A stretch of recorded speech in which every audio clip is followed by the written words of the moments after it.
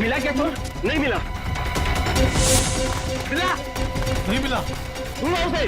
बच के निकलना नहीं चाहिए हमारी शॉल से। हाँ चलो चलो चलो।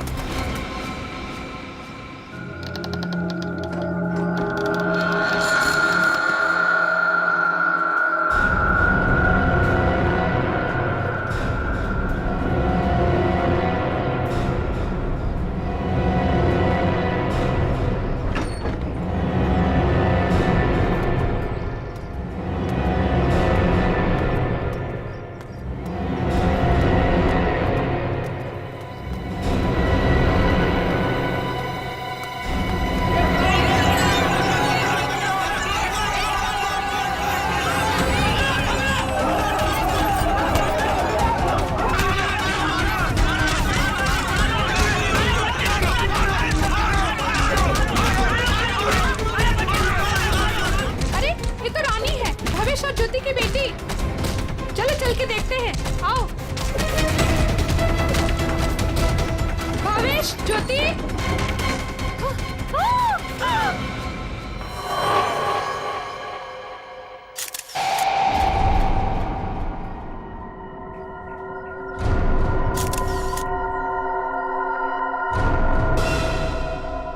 दोनों को गोली मारी गई है और गोली शरीर के आर पार हो गई है।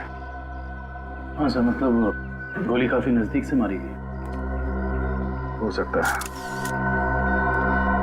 2.2 बुलेट की शेल है ये। मिशन देखो घर में कुछ और मिलता है क्या?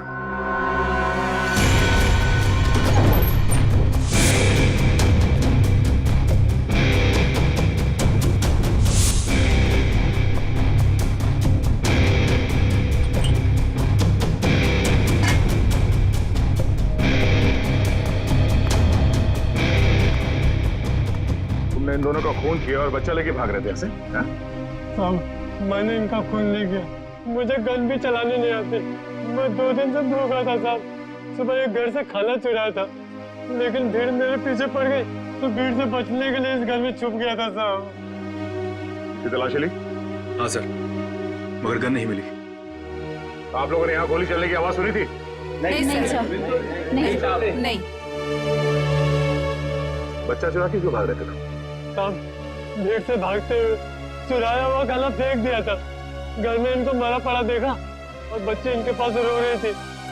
फिर मैंने सोचा बच्ची को बेचेंगे तो पैसा मिल जाएगा साहब, बस कुछ नहीं।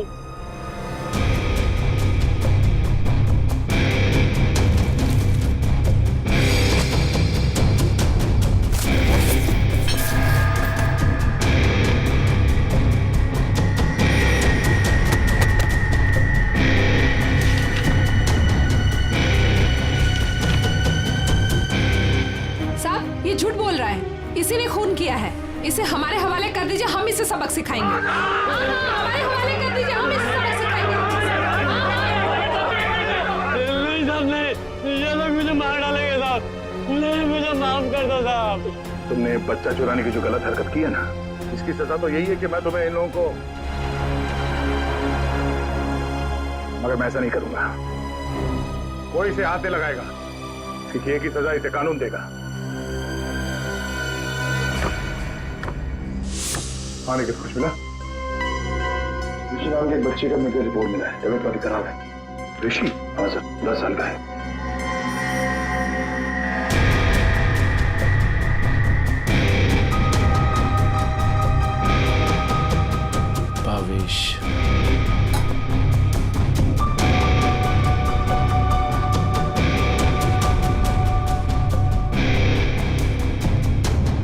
सर, हाँ रोशन, सर, ये 3 चाय के कप मिले। इसमें से 2 कप भावेश और ज्योति के हो सकते, और ये तीसरा कप किसी मन्नू का हो सकता, क्योंकि ये जो टिफिन है इस पे भावेश का नाम लिखा है, लेकिन इस टिफिन पे मन्नू का नाम लिखा है। मन्नू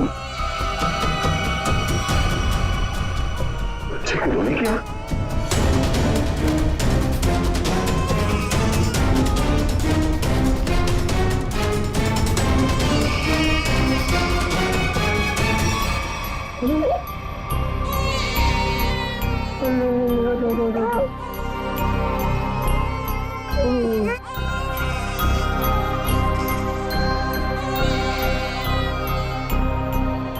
ये ऋषि कौन है?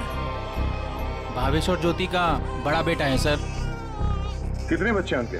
सर भावेश और ज्योति के 2 बच्चे हैं। ऋषि 10 साल का बेटा जो हॉस्पिटल में भर्ती है, और ये बेटी रानी।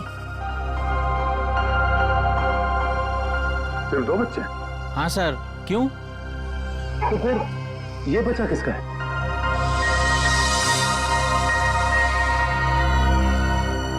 सर पता नहीं ये कौन है। सर भावेश और ज्योति 6 महीने पहले यहाँ रहने आए थे, तब ऋषि और रानी ही उनके साथ थे। तो ये बच्चा कहाँ से आया? अच्छा, ये बच्चा चाल में से किसी का तो नहीं? नहीं सर, नहीं सर।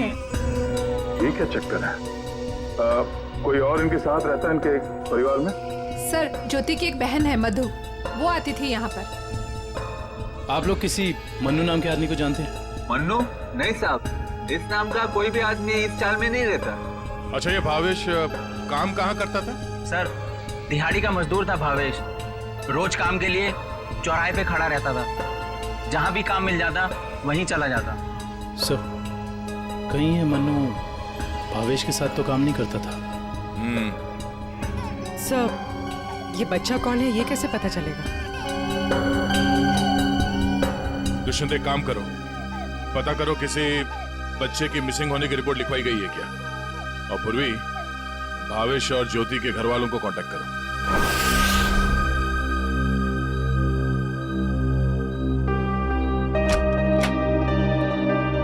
डॉक्टर साहब, हम CID से। Hello sir. हेलो, ऋषि यही है? हाँ सर, यही है। क्या हुआ सर? हम लोग इससे बात कर सकते हैं? नहीं सर, ये बात करने की हालत में नहीं है। ऐसा क्या हुआ इस बच्चे को? सर, इसे किडनी की प्रॉब्लम है। क्या बात है सर, आप लोग यहाँ कोई प्रॉब्लम?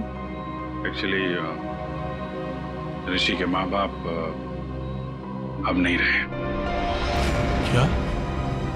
ओह माय गॉड, इसलिए इसके इलाज के लिए आज कोई रकम जमा करने नहीं आया।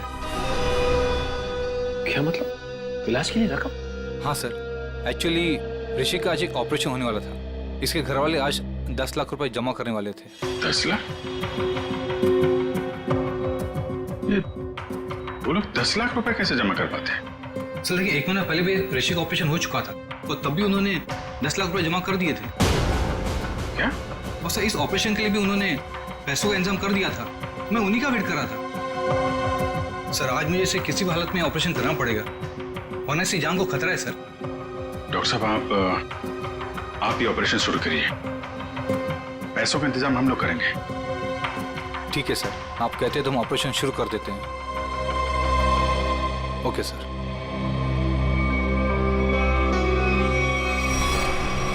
घबराओ मत ऋषि, कुछ नहीं होगा तुम्हें। सर, एक बात समझ में नहीं आई कि भावेश के पास इतने सारे पैसे आए कहां से? वही तो 20 लाख। अगर 20 लाख उनके पास थे तो बाकी के 10 लाख कहाँ गए? घर पे तो पैसे मिले नहीं। चुप हो जा बेटा, क्यों इतना रो रही है? किसने तेरे को परेशान किया? अरे बेटा प्लीज रोना बंद हो जा, प्लीज। देख, अगर तू रोना बंद नहीं करेगी ना तो फिर मैं रोना चालू हो जाऊंगा।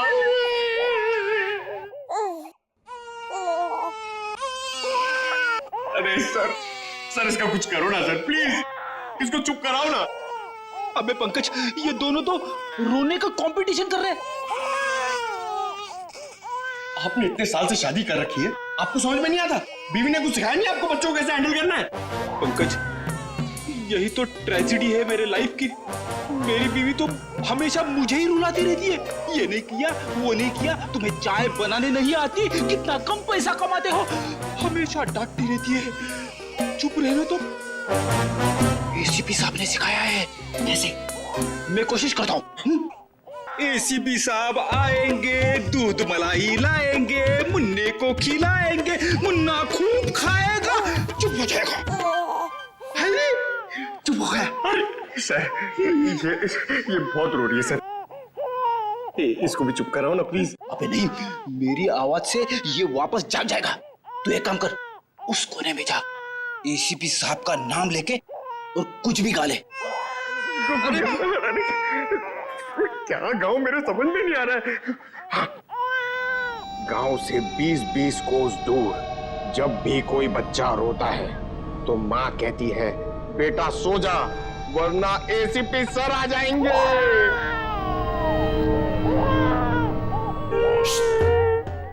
तुम क्यों रो रहे हो? बच्चा। अरे सर, परेशान कर दिया बच्चों ने। सर मैं रोता हूं ना तो चुप हो जाती है। ए भगवान। पंकज, जो बच्चों को संभालेगा वो दुनिया में किसी को भी संभाल सकता है, समझे? फ्रेडी को देखो। सर ऋषि के इलाज के लिए हमारे डिपार्टमेंट के जितने भी ऑफिसर सबने मदद करने के लिए बोला है सर। पैसे इकट्ठे हो जाएंगे। 10 लाख तो यूं इकट्ठे हो जाएंगे फिर। मगर सर, इस बच्चे की गायब होने की कहीं कोई रिपोर्ट लिखवाई नहीं गई है। कहीं ये बच्चा भावेश और ज्योति का ही तो नहीं हो सकता? पड़ोसियों को इसके बारे में कुछ पता ही नहीं। सालुंखे का। हाँ सालुंखे, बता। अच्छा, तो ठीक है। ये बच्चा भावेश ज्योति का नहीं है। सालुंखे कह रहा है कि डीएनए मैच नहीं हो रहा। तो फिर ये बच्चा है कौन सर? और भावेश के घर में कैसे पहुंचा सर? कहीं ऐसा तो नहीं अभिजीत कि भावेश ज्योति ने अपने बच्चे के ऑपरेशन के पैसे के लिए वो बच्चे को अगवा कर लिया? सर पता करना पड़ेगा कि ये बच्चा कौन से हॉस्पिटल में पैदा हुआ है। वहां से शायद इसके माँ बाप के बारे में कुछ पता कर सकते हैं। हाँ सर, बच्ची का नाम तो पता है, रानी। बच्चे का नाम रखना पड़ेगा सर कुछ तो। अच्छा नाम आ रहा है दिमाग में। क्या सर? पार्थ। पार्थ तो बहुत अच्छा नाम है ना? पार्थ। फ्रेडी, तुम्हारा बच्चा क्यों रो रहा है? अरे सर, आपने इसका नाम लिया और ये रो पड़ा। मैंने इसे कहा था कि आप दूध मलाई लाएंगे। दूध मलाई? अब मेरे लिए नहीं सर, इसके लिए। रेडी सर, मैं ले आई। अरे पूर्वी, अच्छा किया तुमने। बच्चे को गोद में खिला खिला के मेरे पसीने छूट गए। लाइए मैं देखती हूँ।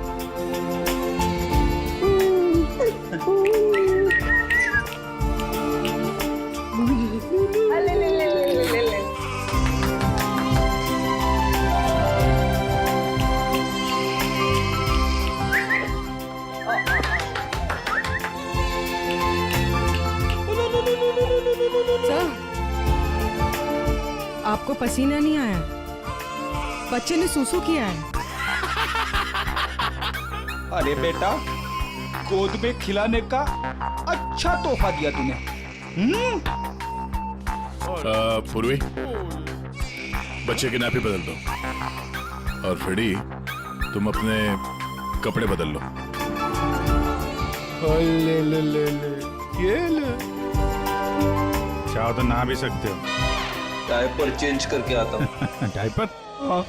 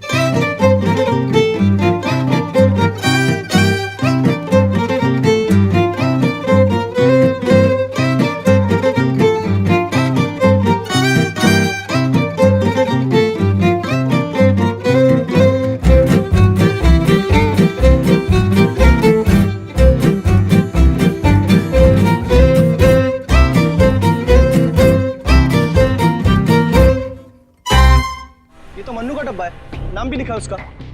आपकी साइड पर छूट गया था क्या? नहीं, मन्नू ने जहाँ खून किया था वहाँ छूट गया। मन्नू ने खून किया था? नहीं नहीं साहब। भावेश और उसकी पत्नी का खून हो गया और ये मन्नू उस वक्त उनके घर में था। हे भगवान, इसलिए भावेश आज काम पर नहीं आया। और मन्नू वो आज आया था काम पर? नहीं साहब, वो तो और 2-3 दिन नहीं आएगा। क्यों, क्या हुआ उसे? हुआ तो कुछ भी नहीं, पर वो कल गांव चला गया। कब? कल दोपहर में मिला था मुझे। नहीं यार, मैं जल्दी में हूँ, मुझे गांव जाना है, जरूरी काम है, मैं जरूर मिलता हूँ। अरे सुन तो ले। हाँ। अच्छा, अरे नहीं सुन। मन्नू बाद में पछताएगा। इस मन्नू का गांव कहाँ है? सोलापुर, चरौली गांव। ये फेडी अंकल और पंकज अंकल बहुत परेशान कर रहे हैं। सर, रजिस्ट्रेशन ऑफिस से 5-6 महीने पहले का रिकॉर्ड मिल गया है। अप्रैल मई में करीब 7,946 बच्चे पैदा हुए थे, जिसमें से 3,902 बच्चे तो लड़के हैं सर। और उनके परिवार वाले? सर, सारे बच्चे परिवार वालों के साथ हैं सिवाय एक बच्चे के। वो क्यों? सर, एक पिछले महीने उस बच्चे के माता पिता कार एक्सीडेंट में मारे गए। उसकी दादी थी, उसका भी कुछ पता नहीं चल रहा है, और बच्चा भी गायब है। बच्चा भी गायब है, दादी भी गायब है। अभिजीत, कहीं ये हमारा ये बच्चा तो नहीं है? उस दादी का पोता? पता लगाना पड़ेगा इस दादी का, कहाँ है, किस हालत में है ये दादी। बेटा, दिन भर काम काम काम, इतना काम किसके लिए करते हैं? हाँ, सिर्फ 4 लोग तो है घर में, तुम, तुम्हारी बीवी, तुम्हारा बच्चा और मैं। और भगवान की दया से बहुत कुछ है हमारे पास। जिंदगी में पैसा ही सब कुछ नहीं होता है बेटा, और पैसे से जो मिलता है सब कुछ है हमारे घर में। लेकिन खुशी नहीं है, खुशी नहीं है बेटा। जा देख आईने में अपना चेहरा देख, कितना मुरझा गया है तू। और एक माँ बच्चे का मुरझाया हुआ चेहरा नहीं देख सकती। अले रो मत रे मेरा बच्चा। ये देख तेरा बच्चा, मेरा एक लौता पोता,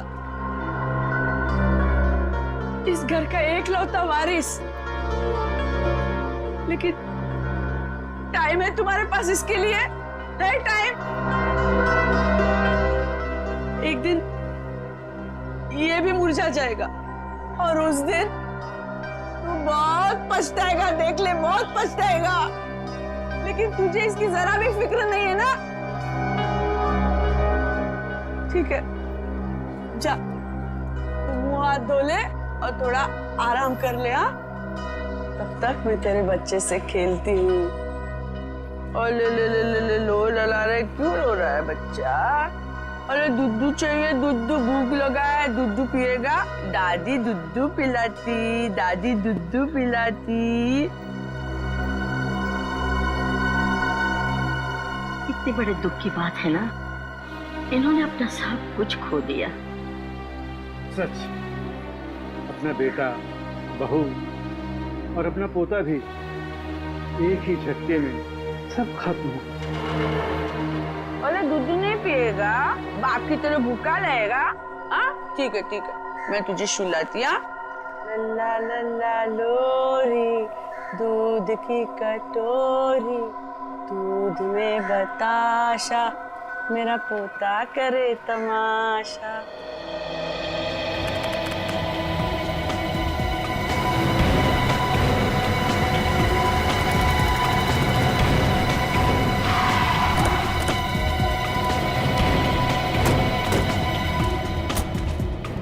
चरौली गांव तो यही है। लोगों से पूछते हैं मन्नू का घर कौन सा है।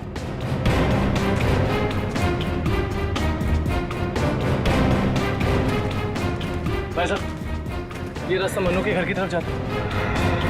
मन्नू साहब, वो रहा मन्नू।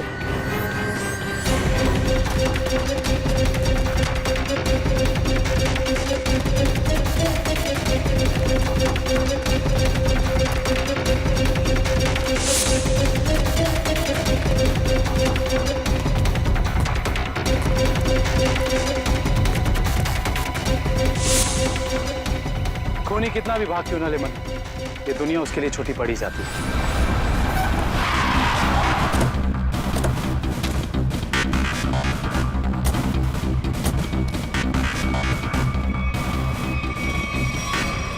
आइए सर।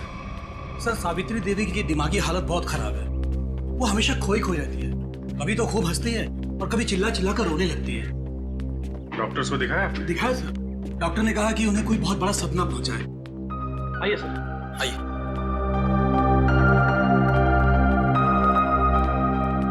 सर, ये रही सावित्री देवी।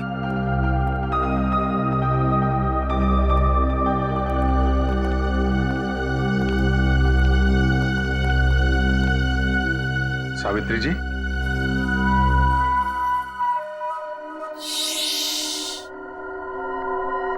मेरा लाल सो रहा है।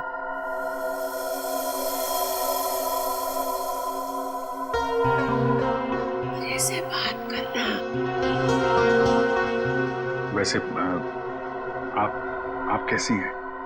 मैं अच्छी हूँ, भली चंगी हूँ, लेकिन तुम कौन हो भाई? हम लोग आपके दोस्त हैं। मेरे दोस्त? तुम कब से मेरे दोस्त बने? हाँ, अब अभी आपको देखा और दोस्ती हो गई। सच्ची? और ये सब कौन है?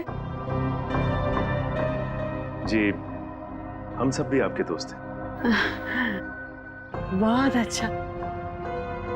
सावित्री जी, आपसे कुछ जरूरी बात करनी थी। थोड़ा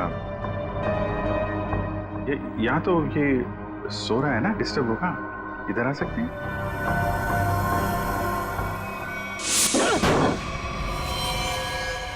साहब, ना तो मैंने भावेश और उसकी बेबी को मारा है और ना ही मुझे उन 10 लाख रुपए के बारे में कुछ पता है। झूठ बोल रहा है तू मना। तू भावेश के घर गया और वहां तूने उसका खून किया। उसके बाद तूने 10 लाख रुपए चुराए और इसी दौरान तेरा खाने का टिफिन वहां छूट गया। खून तू नहीं किया मनु, पैसों की लालच में। नहीं साहब, मैं मानता हूँ कल रात मैं उसके घर गया था। वो मेरा जिगरी दोस्त था साहब। कल रात मैंने उसके साथ चाय भी पी थी, लेकिन गलती से मैं उसके घर अपना टिफिन भूल गया था साहब। रास्ते में मुझे याद आया, मैं तुरंत उसके घर टिफिन लेने गया। मैं जैसे उसके घर के बाहर पहुंचा, अंदर से चीखने की आवाजें आ रही थी। खिड़की से झांक कर अंदर देखा तो अंदर एक आदमी भावेश और उसकी बीवी के सामने बंदूक तान कर खड़ा था और फिर उसने गोली चला दी और फिर डर के मारे मेरी चीख निकल गई साहब।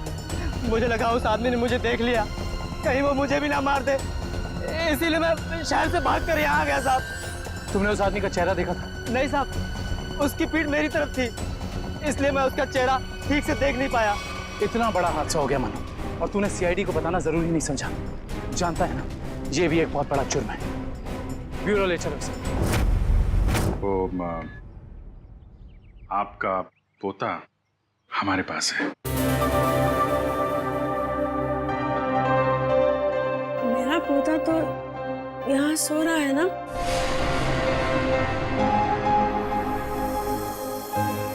झूठी खबर। सावित्री जी, हम इसकी बात नहीं कर रहे। ये तो खिलौना है। आपके असली पोते की बात कर रहे हैं। जी हाँ, आपके बेटे का बेटा। याद है आपको?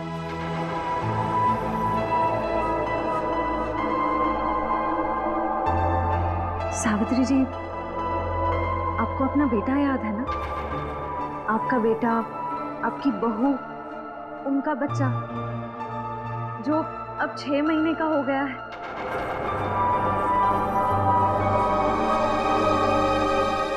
याद आया? सावित्री, याद करो। ये लोग उसकी बात कर रहे हैं जैसे तुम कलेजे का टुकड़ा कहकर याद किया करती हो। तुम्हारा लाडला, तुम्हारा पोता सावित्री, याद करो। हाँ सावित्री, कुछ याद आया? तुमने कहा था ना कि वो तुम्हारे बुढ़ापे की लाठी है, तुम्हारे घर का उजाला है, याद करो सावित्री।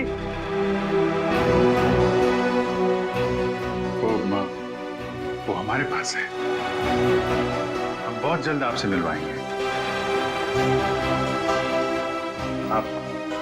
आप समझ रही हैं ना सावित्री जी? कोई फायदा नहीं है सर, वो आपको कुछ बता नहीं पाएंगे।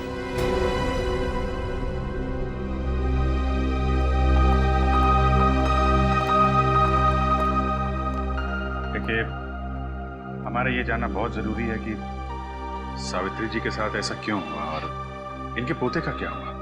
उसको तो शायद अगवा कर लिया गया था।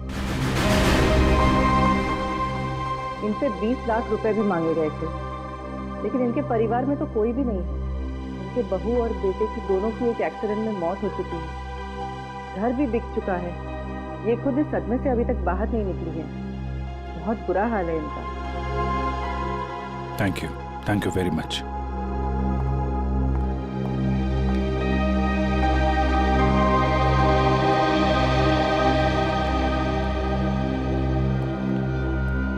हमारा शक सही निकला। भावेश और ज्योति ने इनके पोते को किडनैप किया 20 लाख रुपए के लिए, ताकि उन पैसों से वो अपने बेटे ऋषि का इलाज करवा सके। तो सर, लेकिन सर ये 10 लाख रुपए कहाँ गए? कौन ले गए पैसे? और फिर भावेश और ज्योति का खून किसने किया? रानी बिटिया, अब अपने घर चली जाओगी? उनको छोड़कर जाओगी? इसकी बहुत याद आएगी सर, और इसके बिना ये बात भी अकेला पड़ जाएगा। हाँ, बहुत कम दिनों में घुल मिल गई एकदम। कोई बात नहीं, हम लोग मिलने जाएंगे इससे, इसके फ्रेडी अंकल और पंकज अंकल को साथ में लेके। अरे साहब, किसने मारा मेरे बहन भाइयों को? मैं तो लुट गई, बर्बाद हो गई। आप लोग उसका नाम बताइए, मैं उसे जिंदा नहीं छोड़ूंगी। चुप, शांत हो जाइए। खूनी को हम ढूंढ रहे हैं, आप शांत हो जाइए। अरे कैसे शांत हो जाऊं सर? मैंने तो सोचा था कि अब तक आप लोगों ने खूनी को ढूंढ लिया होगा, पर आप लोगों ने मुझे यहाँ बुलाया क्यों है? देखिए, इस रानी बच्ची को आपको सौंपने के लिए यहाँ पर हमने बुलाया। क्यों? मैं क्या करूंगी इसका? अरे बच्चे के माँ बाप मर चुके हैं, आप इसकी मौसी है, ये भतीजी है आपकी, और आपके अलावा कौन सा रहा है इसका? अरे काहे की मौसी और काहे की भतीजी? मैं सिर्फ ऋषि की मौसी हूँ, जो उनका सगा बेटा है और अब अस्पताल में अनाथ पड़ा है। और ये रानी? वो भावेश के बहन की बेटी है, जो उसे जन्म देते ही मर गई थी। तो पाल रहे थे भावेश और ज्योति से। भावेश की बहन की बेटी? हाँ जी। तो फिर इस बच्ची के आप रिश्तेदार, आपसे बेहतर कौन संभाल सकता है इस बच्ची को?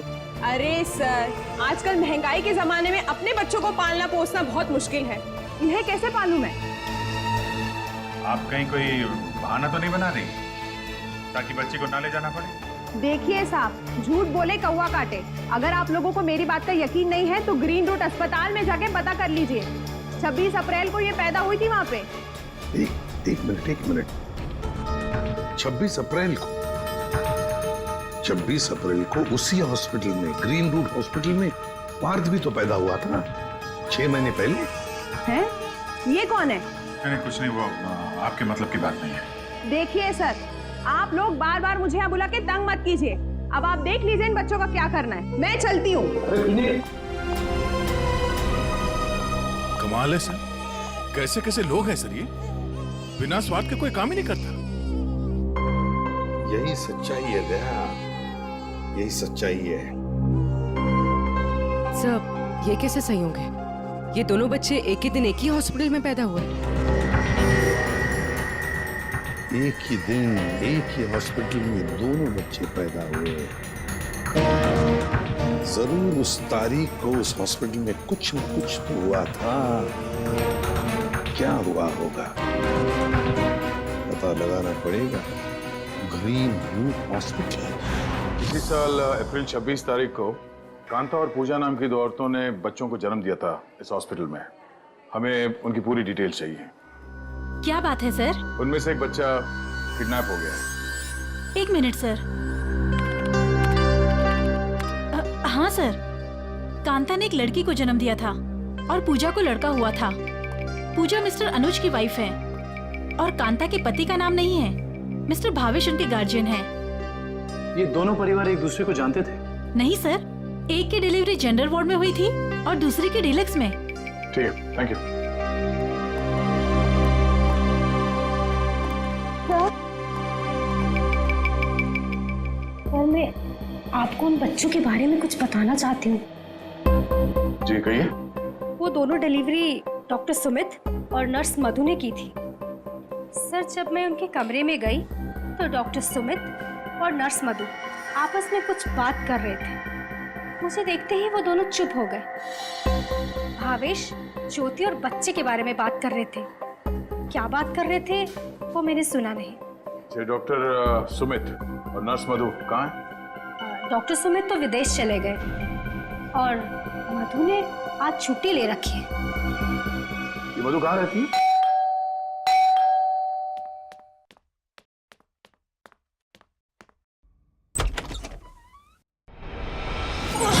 कौन हो तुम? हाँ? कौन हो तुम?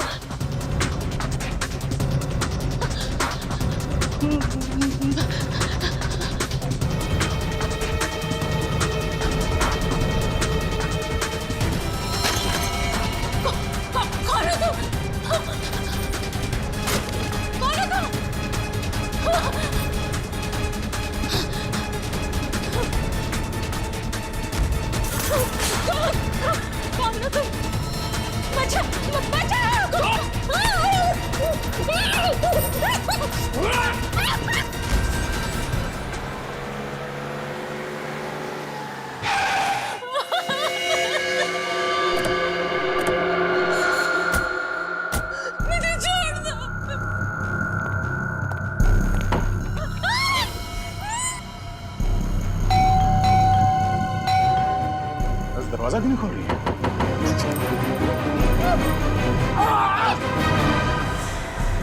क्या हुआ? दरवाजा खोलो! दरवाजा खोलो!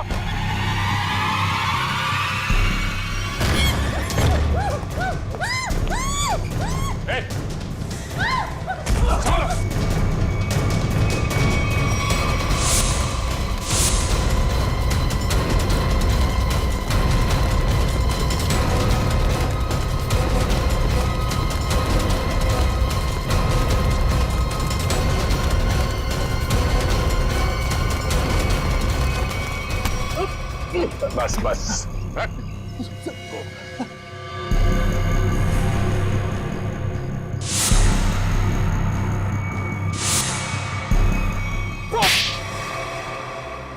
बच्चों को अगवा करने में मेरा कोई हाथ नहीं है। 6 महीने पहले मैंने सिर्फ उनकी अदला बदली की थी। जब वो दोनों पैदा हुए थे ग्रीन रूट हॉस्पिटल में। बस इसके अलावा मुझे कुछ नहीं पता। क्यों की थी अदला बदली? हाँ? भावेश ने मुझे कहा था कि उसकी बहन के बेटे को एक अमीर औरत की बेटी से बदल देना और कहा था कि किसी को भी पता नहीं चलना चाहिए। उसके लिए अमीर लोगों ने मुझे पैसे भी दिलाए थे। एक मिनट। भावेश की बहन को तो बेटी हुई थी ना, वो रानी? नहीं सर, उसे बेटा हुआ था और उस अमीर औरत को बेटी हुई थी। उस अमीर परिवार को वारिस चाहिए था। उसके लिए भावेश की बहन के बेटे को वो अपना बेटा बनाकर ले गए। भावेश की बहन मर गई और भावेश अमीर घर की बेटी को अपने साथ ले गया? जी सर। अमीर घर के लोगों को चाहिए था वारिस, एक लड़का, और भावेश को अपने बेटे ऋषि का इलाज करने के लिए चाहिए था पैसा, 20 लाख रुपए। दोनों ने बच्चों की अदला बदली की और अपना स्वार्थ पूरा कर लिया। और ये धनीराम, इससे क्या दुश्मनी है तुम्हारी? पता नहीं सर, मैं तो इसे जानती भी नहीं। क्यों धनीराम? भावेश और ज्योति को मार के उनके 10 लाख रुपए लूट लिए तुमने। अब इससे क्या चाहते हो? हा? सर, मैं तो बस इसका मुंह बंद करना चाहता था ताकि ये बच्चों के हेरा फेरी के बारे में हम लोगों को कुछ न बता सके। क्यों? सब मैं उस अमीर परिवार के घर में नौकरी करता था साहब। उनकी मौत के बाद भावेश की बहन का बेटा मेरे पास आ गया साहब। मैं उस बच्चे को लेकर भावेश के पास गया ताकि बच्चा उसे लौटा दूं और उसे 20 लाख रुपए ले लूं साहब। लेकिन साहब वो भावेश बच्चा लेने को तैयार ही नहीं था साहब, और ना ही मुझे 20 लाख रुपए देना चाहता था।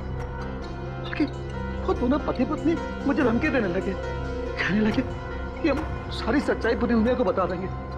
बस साहब मजबूरी में मैंने साहब। तुमने उन दोनों का खून कर दिया, फिर बच्चे को वहां घर पे छोड़ा और घर पे रखे हुए 10 लाख रुपए उड़ा लिया। कहाँ है वो पैसे? अब मैंने तो बस नमक का हक अदा किया साहब, मेरे पास पैसे नहीं है साहब, मेरे पास नहीं है पैसे। धनीराम, अमीर जोड़ा तो मर गया, अब और किसका नमक खाया तुमने? हाँ? किससे दिए पैसे?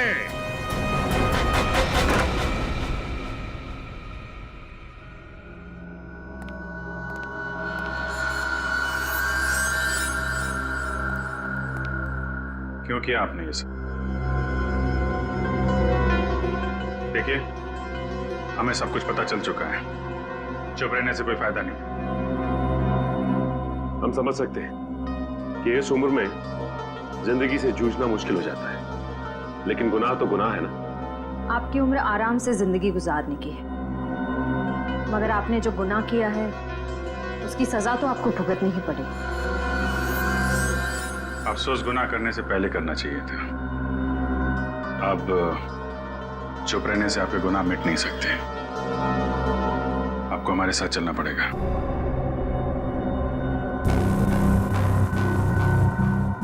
देखिए, हमें जोर जबरदस्ती करने पर मजबूर मत कीजिए। हम सिर्फ आपकी उम्र का लिहाज कर रहे हैं, वरना मुजरिमों से निपटना हमें खूब आता है। श्रेया,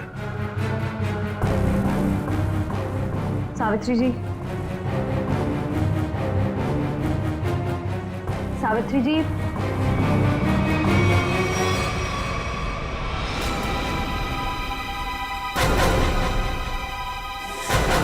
ये तो मर चुकी है। हाँ? यहाँ पे कुछ है।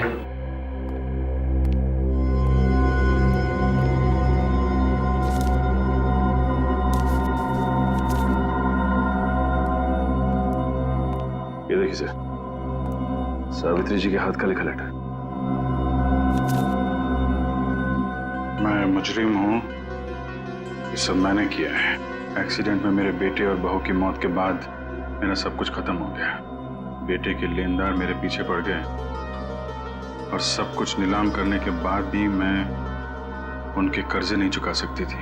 इसलिए मैंने धनीराम को भावेश के घर में भेजा कि वो अपनी बहन का बेटा वापस ले ले और जो 20 लाख रुपए मैंने दिए थे वो मुझे लौटा दे। लेकिन भावेश ने मना कर दिया और गुस्से में धनीराम ने उनका खून कर दिया। ये सब मैंने वारिस के चक्कर में किया था। अपनी पोती को दे के बेटा चाहती थी मैं। ये मेरी सबसे बड़ी भूल थी। बेटी हो या बेटा, कोई फर्क नहीं पड़ता, दोनों भगवान की देन है। मैं ऐसी शर्मनाक जिंदगी नहीं जी सकती, इसलिए मैं खुदकुशी कर रही हूं। हो सके तो मुझे माफ कर देना सावित्री।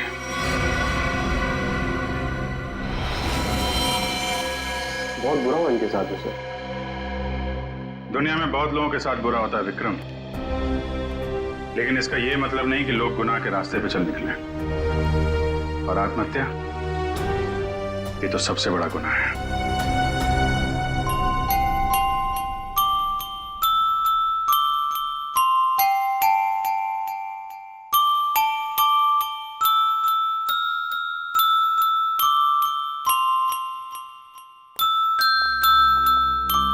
आप लोग प्लीज थोड़ी देर यहीं रुकिएगा। हेलो बोलो, हेलो, ये लो, हेलो, हेलो, हेलो।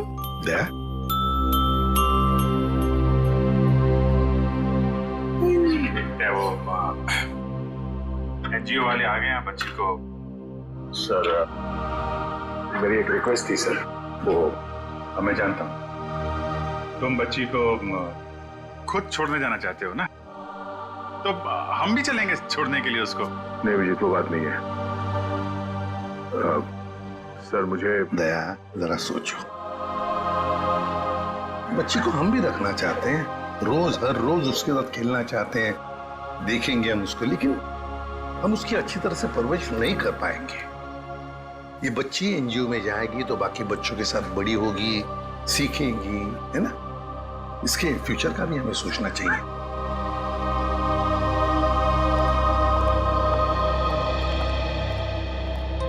सर आप चिंता मत कीजिए, हम आपसे प्रॉमिस करते हैं कि हम बच्चों का पूरा ख्याल रखेंगे। अब आप इन्हें हमें सौंप दीजिए। जी दया। पुष्पा, संगीता, बच्चों को ले आओ।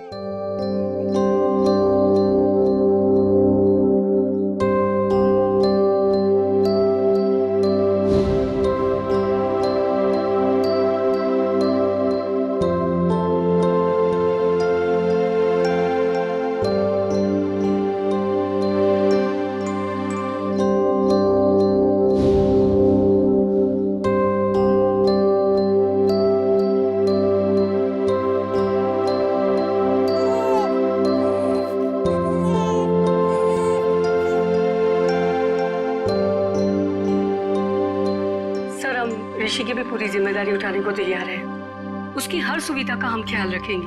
पता है मुझे, लेकिन देखिए ऋषि के इलाज के सारा खर्चा सीआईडी उठाएगी। ओके जी थैंक यू। Thank you.